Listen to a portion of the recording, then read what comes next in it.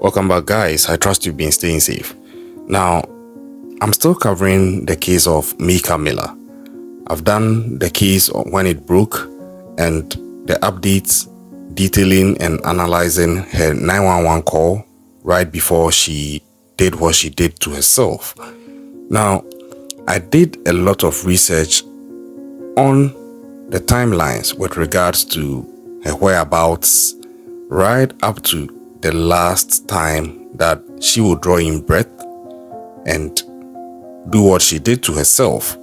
And I'm just going to cross-reference that with the timelines I gathered about her husband also right around the time that Mica Miller was doing this to herself. Now, it has already been confirmed by the Robson County Medical Examiner by name Dr. Richard Johnson that Mica Miller passed on from a self-inflicted GSW. So that is something that the medicals have confirmed. And like I said in my previous video, this is something that someone might argue is a bit of an irrefutable evidence. So it sort of seems like her husband, Pastor Miller, might actually be in the clear.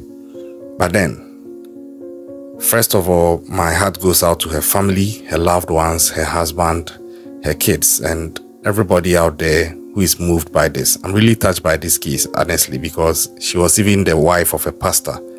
Someone would say there was a lot of support around her, but it seems she was still dealing with so much. And this can happen to, well, let me say almost anybody, if not everybody. But this video is going to detail out what transpired on the 27th of April with regards to Mica Miller's whereabouts from the morning through the morning into the afternoon, what she did, where she went to, and eventually how she would end up inducing what she did to herself and creating all this pain and anguish for surviving loved ones. So the whole thing starts from the 27th of April 2024 at exactly 10:13 a.m. where Mica Miller is seen on her Ring camera leaving her residence on the Margarita Drive in Myrtle Beach. Now at 11 a.m., Mica Miller is seen again on her Ring camera arriving at her residence. At 11:38 a.m., Mica Miller is seen on her Ring camera leaving her residence again. Fast forward to 12:12 p.m. Mica Miller is seen on store surveillance walking into a pawn shop called Dick's Pawn Shop, which is located at 1852 Mr. Joe White Avenue in Myrtle Beach. So at this point, there's actually CCTV evidence of Mica Miller pulling up in the driveway and parking her Honda vehicle. Now at 12:13 p.m., Mica Miller is seen via CCTV purchasing a weapon. So at this point in time, I think the decision had been made and she had also resolved on the mode of perpetrating what she was going to do. Now at 12:34 p.m., Mica Miller is seen leaving Dick's Pawn Shop after purchasing a weapon and ammunition. Now let me pause here for this analysis. I just hope, for the sake of the owner of this pawn shop, that he did everything by the book. I don't know if the authorities are looking into that bit of it, but I'm sure they would. And I don't know what he was supposed to comply with or abide by in terms of the law and the sale of such ammunitions to an individual.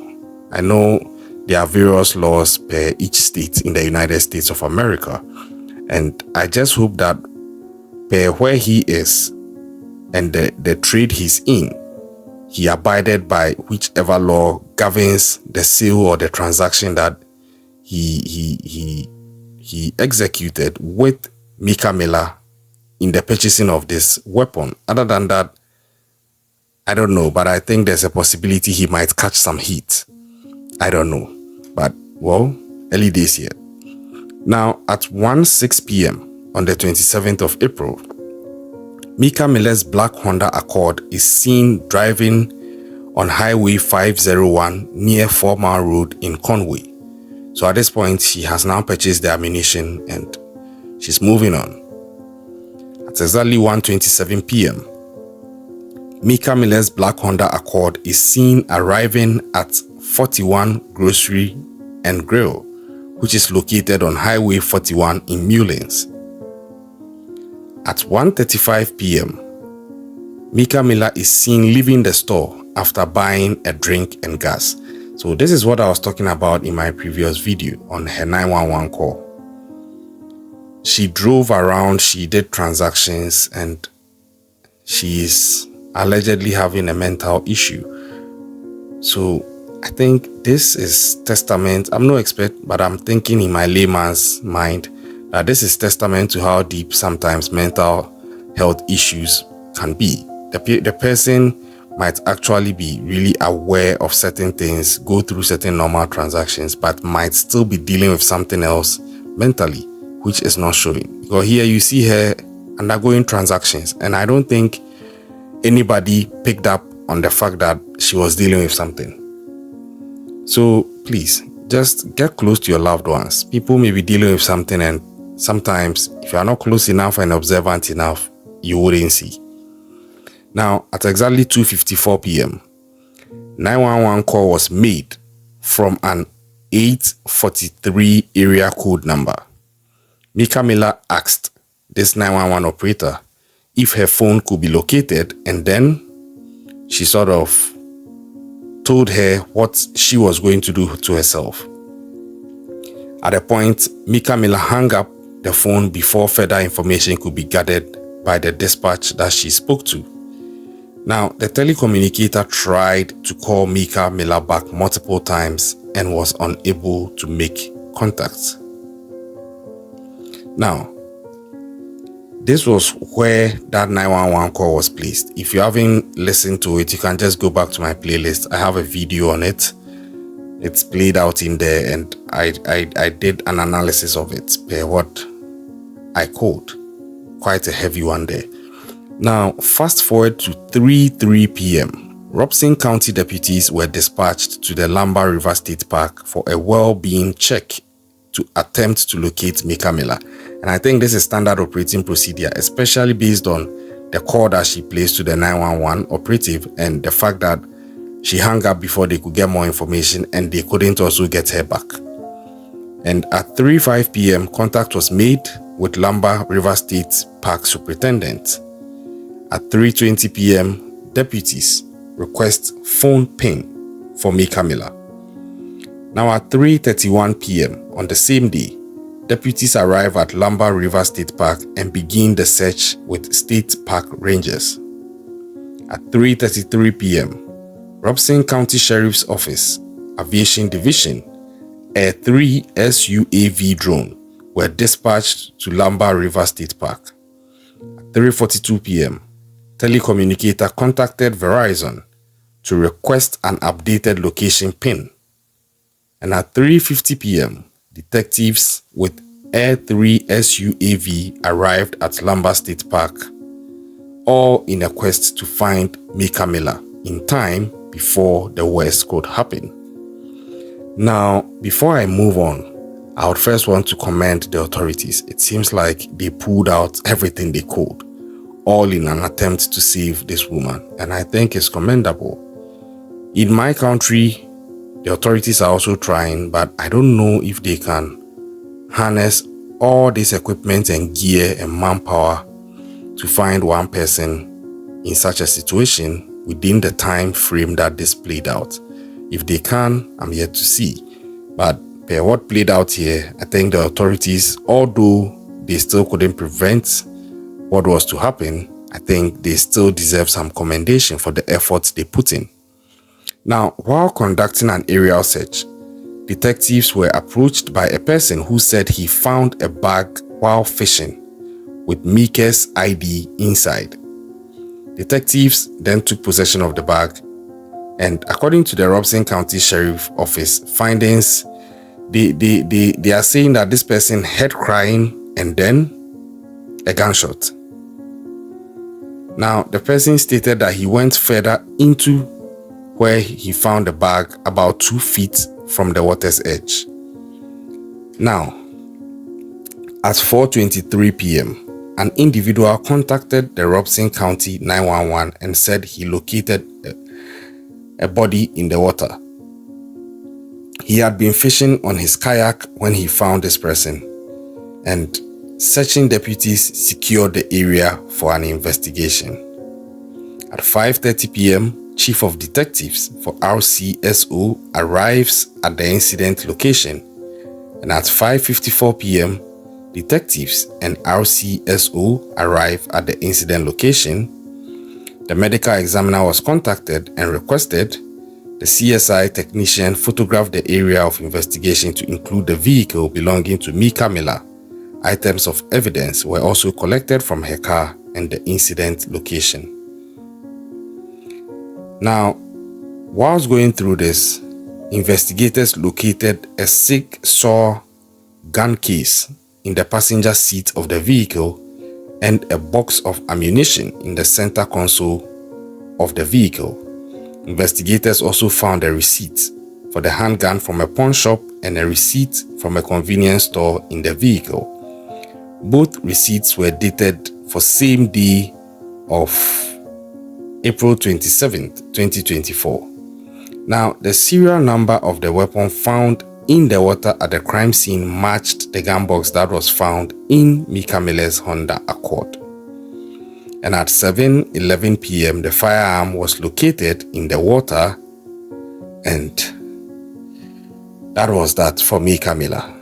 Very unfortunate way to go. And once again, my heart goes out to her family and her loved ones. But then there were people who were also having suspicions and unsettling emotions about her husband possibly involved in this, given the fact that they seem to be having some marital problems. Mica Miller had come on Facebook to talk about certain relationship issues, not directly citing her husband, but people were inferring and reading meaning into it. And also, she had allegedly actually filed for divorce, and a whole lot of things were going on between them. So I took the pain to also check the timelines of her husband, Pastor John Paul Miller, and his whereabouts between the 26th to the 27th of April 2024 to see if there is any possibility he could have had a hand in what happened to Mica Miller on the 27th of April. And this is what I found.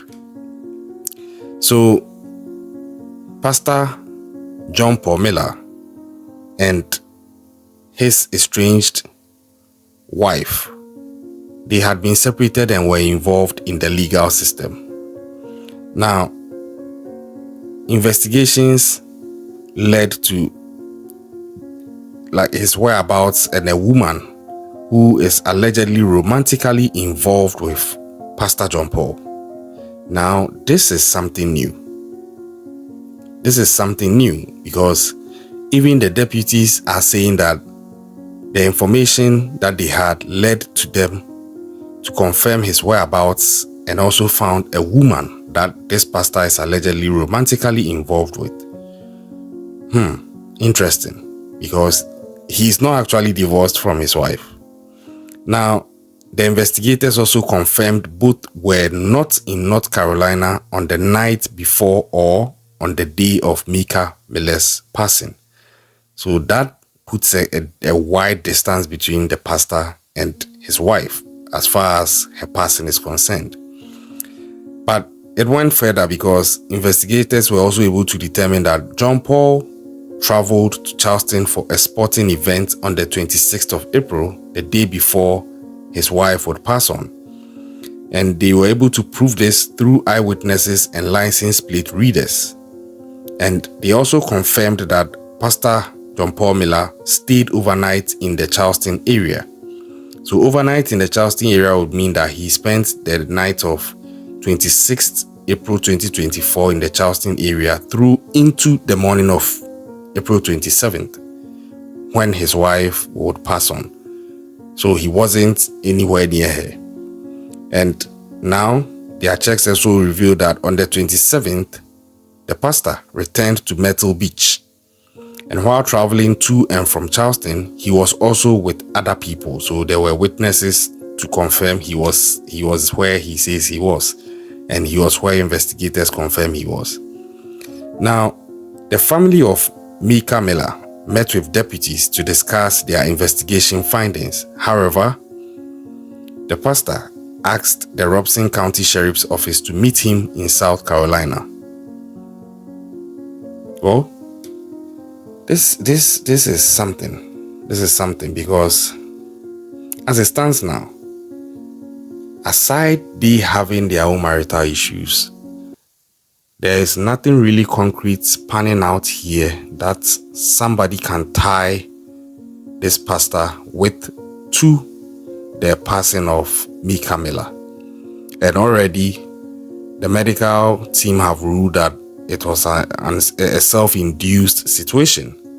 So in as much as some people are not happy and are still adamant that the pastor might have something to do with it, per the timelines here and per what the investigators have found so far, it looks like the window is closing on the possibility of the pastor being held accountable for any possible part he may have played in of his wife at her own hands. And I don't know, but it is what it is. Sometimes in the midst of these things, especially family members get so emotional, and I respect the emotion, but I also respect the fact that you are unhappy about something does not necessarily mean you have a legal case or you have a legal grounds to hold someone responsible. They may have had their marital issues, but it doesn't seem per what the findings are that he had a direct hand in her passing. But others are also arguing that he may have driven her over the edge. Well, that is also yet to be proven, because there's the other side where someone would say that the fact that she came to do that video does not necessarily mean she's a victim. She could have also been guilty of whatever she was accusing him of, and she just came out first to say this thing. So there are a whole lot of things playing out here, but I think that it's very unfortunate, especially given that there are 5 kids at the center of this. Yeah, nobody really seems to be talking about that, but I think that is also something worth noting. And my heart goes out to everybody affected by this. Like I said earlier, if you are dealing with something, say something. Talk to somebody, open up. Don't deal with it alone. And if you're a couple, please respect each other. Respect how you affect each other. Take it as your responsibility that you are going to be your best version, to elevate the other and respect the emotions of the other and respect how your actions and inactions affect the other.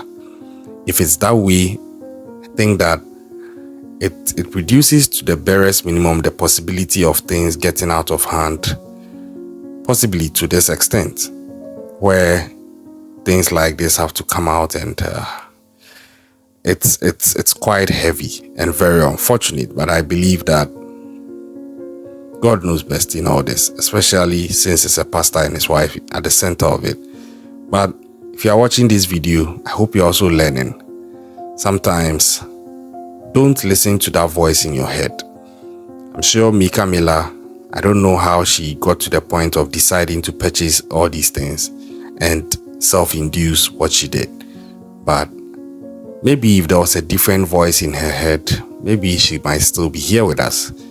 Maybe if she had just opened up to somebody, maybe she was trying to, I don't know. I have a feeling her call to the 911 operator was her last hurrah at trying to get some form of help. I don't know, but well, it is what it is, I guess. May she rest in peace, and I hope that the family can get some form of closure from this, although I doubt it, because it seems they have a strong belief that there's more to this than meets the eye. And I'm still following the case. I'm not turning my back on this. Until it's officially closed, I'm also not turning my back to it. I'm also following the case. If anything new comes up, trust you me, I'm going to bring it to you. Until then, stay safe out there. Open up about your mental issues. Don't feel shy. You know, it happens to everybody. You'll be surprised. The people who are going on in life, walking on the streets, driving around, looking all cheerful, whom you think have no problems, are dealing probably with so much more than even yourself, whom you think you have so much to worry about. So just open up, talk about what you are dealing with, and let some of the burden go. Subscribe if you are yet to do so. I'll catch you on the next one. Stay safe out there.